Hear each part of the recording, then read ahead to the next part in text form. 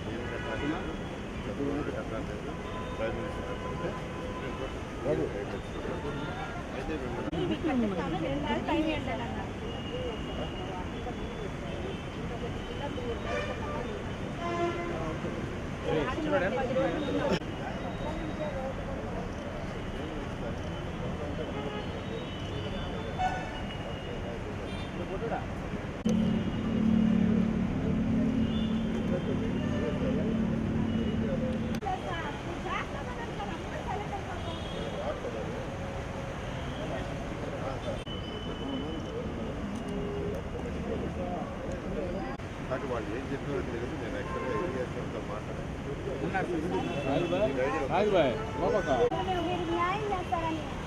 ప్రభుత్వం మమ్మల్ని మోసం చేసింది సార్. మీరైనా మాకు న్యాయం చేయండి సార్.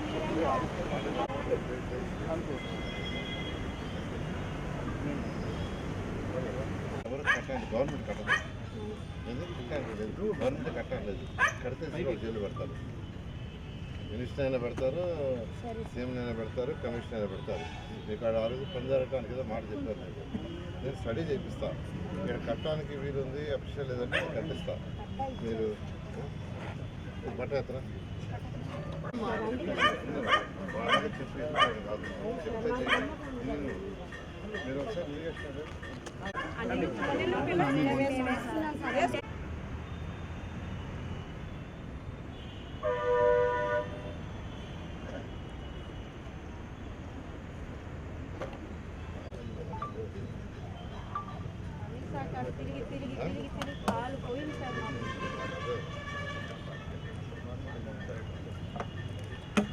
నమస్కారాలండి.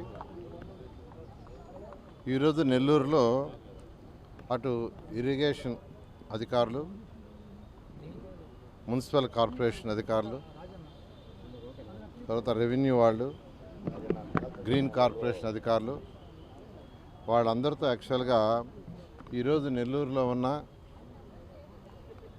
కెనాల్స్ మెయిన్గా, అంటే నెల్లూరులో మీకు అందరికీ తెలుసు సరేపల్లి కెనాల్ ఒకటి నెల్లూరు సిటీ మధ్య నుంచి పోతుంది. అది కాకుండా రామిరెడ్డి కెనాల్ అని, ఉయ్యాల కాలువ, ఇలా మల్లప్ప కాలువ, ఇట్లా అనేక కాలువలు ఉన్నాయి. ఇవన్నీ ఎప్పటి నుంచో ఫామ్ అయినాయి, ఇప్పుడు కాదు. నెల్లూరు చెరువు ఫామ్ అయిన ముందు నుంచి ఫామ్ అయినవి. అయితే 2015లో వచ్చిన వరద వల్ల యాక్చువల్గా దాదాపు ఫస్ట్ ఫ్లోర్ కూడా మునిగిపోయింది. ఆ రోజు ముఖ్యమంత్రి గారు నెల్లూరులో ఉంటాం 4 రోజులు. వారి ఆధ్వర్యంలో అందరూ పనిచేసి రెక్టిఫై చేయడం జరిగింది. అటువంటి పరిస్థితి మళ్ళీ రాకూడదనే దాంతో ఒక మాస్టర్ ప్లాన్తో యాక్చువల్గా ముందుకు పోవాలని నిర్ణయించాం. ఎందుకంటే మొన్న బుడమేరు మీకు తెలుసు, బుడమేరు ఫ్లడ్ వల్ల దాదాపు 7 లక్షల మంది సఫర్ అయ్యారు. 10 రోజులు వాళ్ళు నీళ్ళల్లోనే ఉన్నారు. గ్రౌండ్ ఫ్లోర్లో ఉండేవాళ్ళందరూ ఫస్ట్ ఫ్లోర్కి వెళ్ళిపోయారు.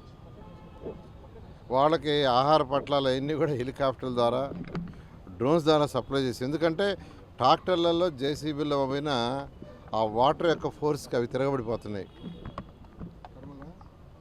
అలా దాన్ని రెక్టిఫై చేశారు. అలాంటి పరిస్థితి ఎక్కడ ఉండకూడదని ఆపరేషన్ బుడమేరు అని ముఖ్యమంత్రి గారు అనౌన్స్ చేశారు.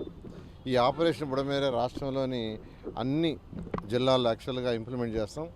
ఆ నేపథ్యంలోనే నేను నిన్న ఇరిగేషన్ డిపార్ట్మెంట్ వాళ్ళు, మున్సిపల్ డిపార్ట్మెంటు, రెవెన్యూ వాళ్ళతో మాట్లాడాను. ఈరోజు విజిట్ పెట్టుకున్నాం. ఈరోజు విజిట్లో ఉయ్యాల కాలువ కావచ్చు, రామిరెడ్డి కాలువ కావచ్చు, ఇట్లా ఏదైతే ఉందో అవన్నీ చూసి ఒరిజినల్ దాని వెడల్పు ఎంత, ఒరిజినల్గా ఎంత ఉండాలి, ఇప్పుడు ఎంత ఉంది, దాన్ని ఏం చేయాలనేది ఒక స్టడీ 10 రోజుల్లో స్టడీ కంప్లీట్ చేయమని ఇరిగేషన్ వాళ్ళకి ఆదేశించాను. ఈ 10 రోజులు అయిన తర్వాత వీటిని టేకప్ చేస్తాం. దీనికి అందరూ సహకరించాల్సిందిగా కోరుకుంటున్నా. ఎందుకంటే ఈరోజు బుడమేరు ఎవరు తీసుకుంటే కేవలం ఒక 500 మంది ఆక్యుపై చేసిందబ్బా. అది క్లోజ్ అయ్యి వాటర్ ఫ్లో కాక రివర్స్ వచ్చి విజయవాడ నగరం అంతా మునిగిపోయింది. మనకు కూడా అంతే. ఆ రోజు 2015లో వచ్చిన ఫ్లడ్ తీసుకుంటే స్వర్ణాల చెరువు నుంచి వచ్చిన excess flow water original canal నుండి అట్నే కానీ ఫ్లో అయితే దానివల్ల ఆ రోజు అంత డ్యామేజ్ అయ్యేది కాదు. ఒరిజినల్ కెనాల్ని అటు ఇటు ఆక్యుపై చేసి క్లోజ్ చేసుకున్నారు. దాంతో ఏమైందంటే వాటర్ రివర్స్ కొట్టింది, ఇళ్ళకి వచ్చింది. కాబట్టి నేను అందరికీ ఒకటే చెప్తున్నాను, అందరూ సహకరించండి. ఇప్పుడు నేను అడిగా, ట్రంక్ రోడ్లో విఆర్ఐ స్కూల్ ముందుండే రోడ్లో కింద వెడల్పు ఎంత ఉంది డ్రైన్ నాకు బాగా తెలుసు. ఒకప్పుడు చిన్నప్పుడు అది రోడ్డు ఉండేది కాదు, ఒక పక్క రోడ్డు ఉండేది, ఒక పక్క పెద్ద కెనాల్ ఉండేది. సరేపల్లి కాలంలో సగం అంత కెనాల్. సరే ఇరిగేషను ఎక్కువ లేదు, ఇరిగేషన్ జరగట్లేదు కాబట్టి దాన్ని కొంత తగ్గించారు. బట్ ఈ ఫ్లడ్ వచ్చినప్పుడు పోవటానికి ఎంత ఉండాలి?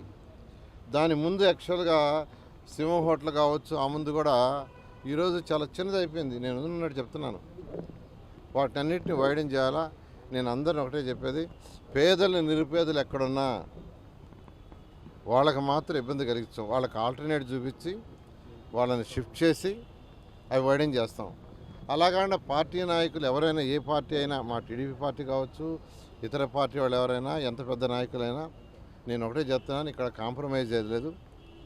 10 మంది కోసం లక్షల మందిని ఇబ్బంది అందరూ సహకరించాలిగా కోరుతున్నాను. ఈరోజు యాక్చువల్గా టోటల్ ప్రోగ్రాము ఈ ఇరిగేషన్ కెనాల్స్ వాటిని స్టడీ చేసి చేయటం. Thank you. అందరికీ నమస్కారాలండి. ఈరోజు ఎస్కాం